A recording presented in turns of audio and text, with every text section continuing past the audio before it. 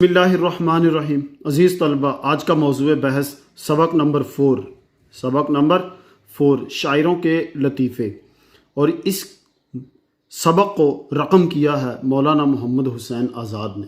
मौलाना मोहम्मद हुसैन आज़ाद, अब देखते हैं कि इनका जो ज़माना था, असर था, वो कौन सा था। तो मौलाना मोहम्मद हुसैन आज़ाद अज़ीज़ तलबा दिल्ली में पैदा हुए थे 1827 को, और इनकी जो वफ़ात है वो थी 1910, लाहौर में फौत हुए। क्लियर।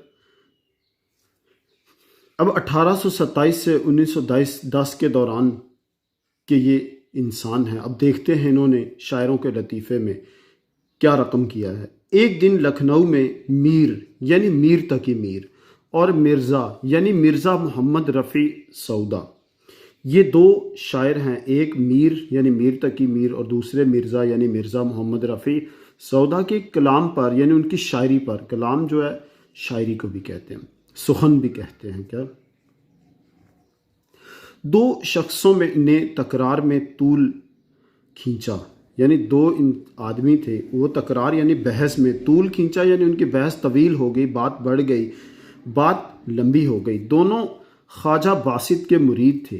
ये पीर थे उनके पीरो मुर्शिद जनाब ख्वाजा बासित के, तो वो मुरीद थे यानी अकीदतमंद या दीनी शगीर थे। उन्हीं के पास गए और अर्ज़ की कि आप फरमाएं, यानी आप फैसला फरमाएं। उन्होंने कहा कि दोनों साहिब कमाल हैं।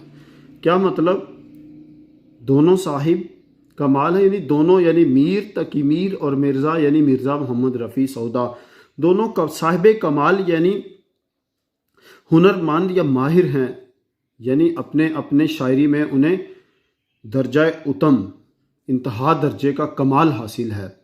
मगर फ़र्क इतना है कि मीर साहब का कलाम आह है, यानी गम की शायरी है। तो मीर तकी मीर की शायरी क्या कहा, गम की है, और मिर्ज़ा साहब का कलाम वाह यानी खुशी के जज्बात पर मबनी है। सो मिसाल में, और उस पीर साहब ने, उनके जो ख्वाजा बासित थे, उन्होंने मिसाल में मीर का शेर पढ़ा। अब मीर का शेर देखिए, सरहाने मीर के आहिस्ता बोलो, अभी टुक यानी ज़रा रोते रोते सो गया है, यानी उसे नींद से ना उठाओ, ज़रा रोते रोते सोए हैं। ये शेर है। और अब क्या करेंगे, फिर मिर्ज़ा का शेर पढ़ा। अब मिर्ज़ा का शेर देखिए अज़ीज़ तलबा क्या है। अब मिर्ज़ा का शेर ज़रा थोड़ा सा हैवी है, भारी है, इसे समझना आसान नहीं है। सौदा की जो बानी, अब सौदा यानी मिर्ज़ा मोहम्मद रफ़ी सौदा, उसकी बानी होती है सरहाने। क्लियर।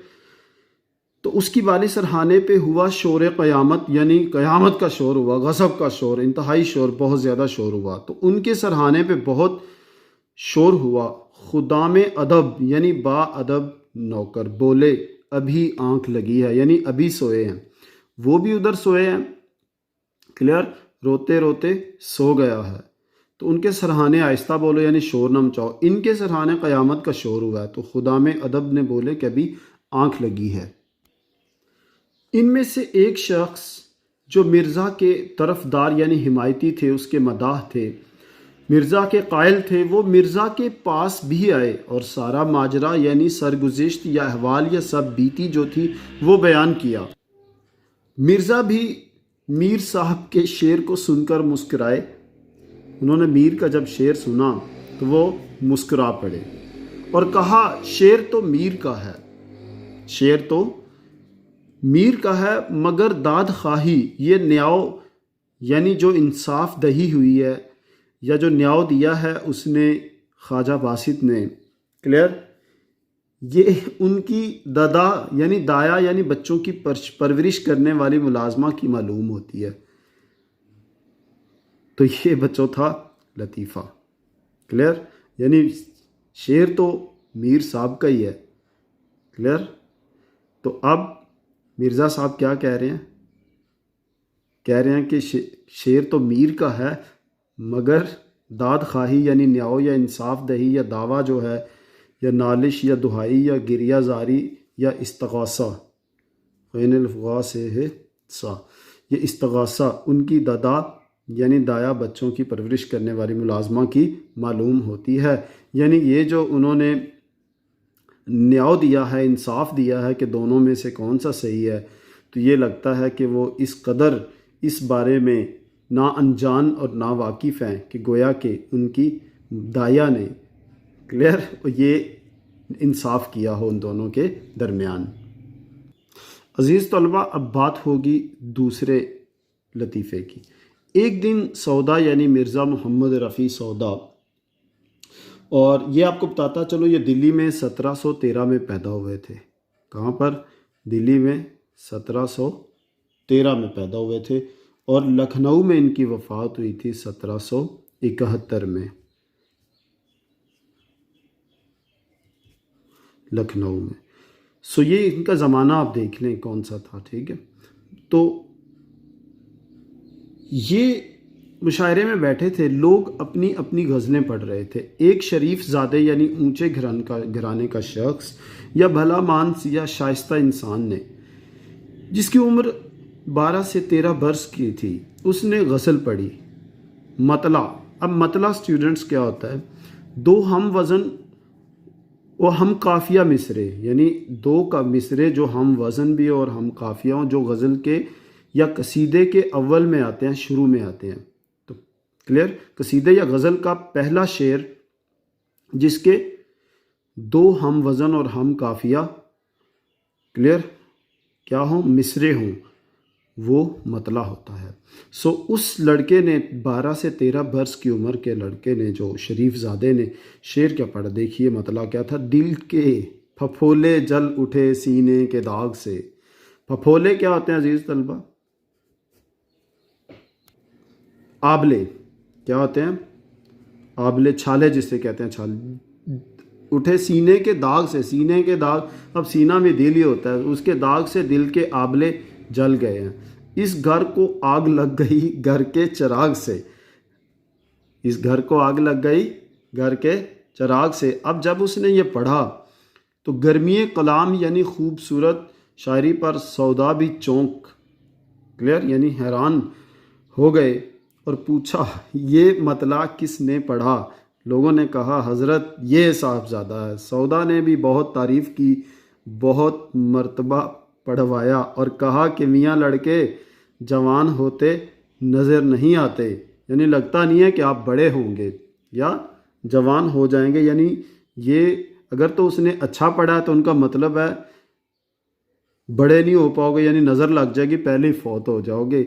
या दूसरा इसका मानी ये हो सकता है अजीज़ तलबा कि ये इतना आपने ऊट पटांग शेर पढ़ा है, क्लियर, तो कि लगता नहीं है कि आप कभी बड़े भी होंगे, क्लियर, यानी बच्चों वाली सोच ही रखेंगे। तो खुदा की कुदरत, उन ही दिनों में लड़का जलकर मर गया। मरकर जला या जलकर मरा? जलकर मर गया। रुख करते हैं तीसरे लतीफ़े की तरफ। एक दिन इंशाअल्लाह खान, इंशा पूरा नाम था, जो कि 1756 से 1817 के दौरान तक रहे। सो जुरत यानी कलंदर बख्श जुरत, ये भी एक शायर थे, क्लियर, की मुलाकात को आए। तो जो इंशाअल्लाह खान है वो कलंदर बख्श जुरत से मिलने आए। देखा तो सर झुकाए बैठे कुछ सोच रहे हैं। उन्होंने पूछा, यानी जुरत, कलंदर बख्श जुरत सोच रहे थे। क्या सोच रहे थे? उन्होंने पूछा कि किस फिक्र में बैठे हो? जुरत ने कहा कि एक मिसरा ख्याल में आया है। तो मिसरा मैंने पहले भी बताया कि शेर का एक हिस्सा, एक लाइन होती है। चाहता हूँ कि मतला यानी गज़ल हो जाए, क्लियर, तो मतला सॉरी गज़ल का या कसीदे का पहला हम काफिया हम रदीफ शेर होता है। तो मैं चाहता हूँ कि अभी इस शेर का एक क्या आया है, मिसरा है, दूसरा मिसरा हो जाए तो मतला यानी गज़ल का पहला शेर बन जाएगा और फिर गज़ल लिख लूँगा। तो उन्होंने पूछा कि क्या है? जुरत ने कहा खूब मिसरा है, यानी कमाल का मिसरा है, मगर जब तक दूसरा मिसरा ना होगा, अभी तो एक है, दूसरा होगा तो मतला यानी शेर पहला शेर बनेगा, तब तक ना सुनाऊंगा। यानी पहले दूसरा होने दो फिर, नहीं तो तुम यानी वगरना तुम मिसरा लगाकर उसे भी छीन लोगे। पता चला कि इंशाअल्लाह खान दूसरों के शेर मुकम्मल करने में महारत हासिल थी उन्हें, क्लियर। सैयद इंशा ने बहुत इसरार किया यानी मसर रहा, ज़िद की, क्लियर, अपने ज़िद पर अड़े रहे, बार बार कहा, मुतकर्ररा बार कहा, आखिर जुरत ने पढ़ दिया, कहते बताओ तो सही, बताओ तो सही। तो उन्होंने पढ़ा, इस जुल्फ पे फबती शबे दैजूर की सूझी। शबे दैजूर काली रात, तारीक रात को कहते हैं, अंधेरी रात को कहते हैं। सूझी का मतलब नज़र आई। और फबती अजीज़ तलबा होगा मिसाल या मुज़हिका खेज़ तशबी। इस दोनों का लिटरल मीनिंग पहले देख लें। फबती क्या होगा? मिसाल या मुज़हिका खेज़ हंसी दिलाने वाली तशबी होगी। क्लियर? क्या होगी? तशबी। अब ये फबती सूझना एक मुहावरा भी है, फबती सूझी। अब यहाँ पर इस शेर में दोनों का यकजान मीनिंग आएगा। फबती सूझना का मतलब है मुनासिब ज़रीफ़ाना तशबीह का ख्याल आना। क्या? मुनासिब ज़रीफ़ाना तशबीह का ख्याल आना, तशबीह का ख्याल आना। सो यानी इस जुल्फ़ को देख के मुनासिब या ज़रीफ़ाना तशबीह जो आती है वो काली रात आती है। यानी जुल्फ़ यानी लट को देख के, बालों को देख के। क्लियर? लट क्या होती है? जुल्फ़ें, बाल। सो इस जुल्फ़ को देख के जो मुनासिब या ज़रीफ़ाना तशबीह ज़हन में आती है, इमेज बनती है ज़हन में, वो शबे दैजूर है। यानी बाल इतने सया है, क्लियर, कि उसे तशबीह जो काली रात से देने को दिल चाहता है। तो ये उनका जो मिसरा ये मुकम्मल नहीं हो पा रहा, तो सैयद इंशा ने फ़ौरन कहा, अंधे को अंधेरे में बहुत दूर की सूझी। अब यहाँ पे देखिए, अंधे को अंधेरे में बहुत दूर की सूझी। अब इसके दो मानी हैं। एक तो ये हो गया कि उनका मिसरा उन्होंने मुकम्मल कर दिया। क्लियर? उनका मतला हो गया मुकम्मल, दोनों मिसरे मुकम्मल हो गए। दूसरी ये है कि उन्होंने उन्हें कहा कि अंधे को अंधेरे में बहुत दूर की सूझी, कि आपने अंधेरे में कितनी दूर की बात सोची है। तो आप एक अंधे इंसान है, आपको नज़र नहीं आ रहा। क्लियर? तो यहाँ पर जू मानवियत है, तो ये शायरों का वतीरा रहा है, जू मानवियत इस्तेमाल करना लतीफ़ों में। क्लियर? तो अगला है जुरत। अब जुरत जो थे कौन है? कलंदर बख्श जुरत हंस पड़े और अपनी लकड़ी उठाकर मारने को दौड़े। देर तक सैयद इंशा आगे आगे भागते फिरे और ये पीछे पीछे टटोलते यानी ढूंढते फिरे। टटोलना होता है हाथों की आंखों से देखना। स्टूडेंट्स, टटोलना क्या होता है? हाथों की नज़रों से देखना। अंधेरे में आप अंदाजे से, कयास से किसी चीज़ को पकड़ने की कोशिश करते हैं, तो वो होता है टटोलना। That is the end of part 1। Now we move to part 2।